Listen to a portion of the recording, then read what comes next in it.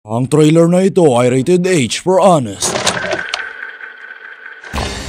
Kung pagod ka na sa komplikado at lalim na mga maaksyong pelikula hango sa otoridad ng Pilipinas o isang kwentong malaliyon na professional, baguhin mo naman ang putok mula sa isang walang katuturang karahasan na nagsasaysay lang sa panahon kung kailan ito unang pinalabas. Isang pelikula ang posibleng pinagja-jackstonean ni Duterte. Bust! Magkaroon ng magandang mindset sa pelikulang nagustuhan ng foreign critics, pero hindi mo magugustuhan kung ikaw ay Filipino. Dahil isa itong malaking paalala na ito ang kalagayan ng bansa mo. Nagustuhan mo ang pakiramdam pag naglalaro ka bilang genocidist sa Call of Duty. Ngayon, panoorin ang paalala na boring pag pinapanood mo lang ang aksyon, or mas maintriga ka pag mas magaling ang director o editor.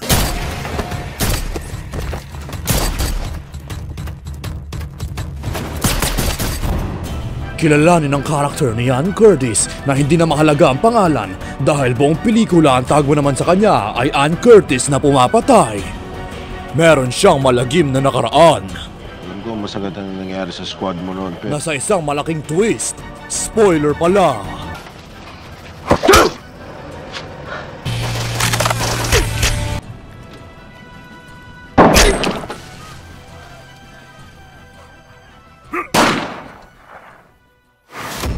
Kasama niya sa pag-buy-bust ay itong mga tangang PIDEA agents na kumpara sa target nilang hindi kumain sa pain ng kanilang patibong, kaya sila na ang hindi sadyang kumagat sa patibong sa looban.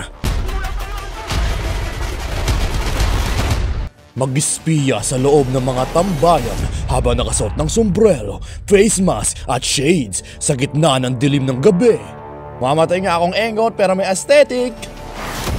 Sila laban sa mga tagalooban na kasing bagsik ng malalaking alagad ng zombies.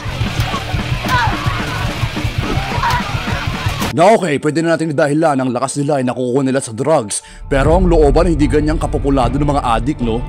Di maaari lahat ng yan na napasunod ng patatas o puo ng sindikatong ito. So ikasa ang mga AR para sa pelikula na kasing babaw kagaya ng mga nagdadala ng pamalo at panaksak sa isang barilan, o grupo ng dalawa na nakabilog sa kanilang kalaban. Pero isa-isa lang silang sumusugod.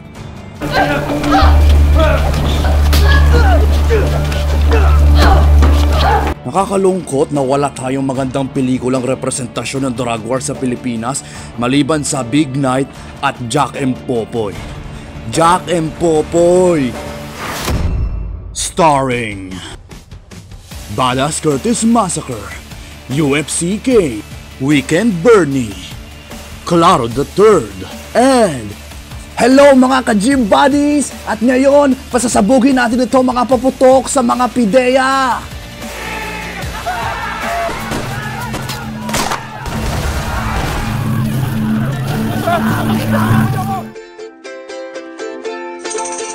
Patayan, patayan sa loban.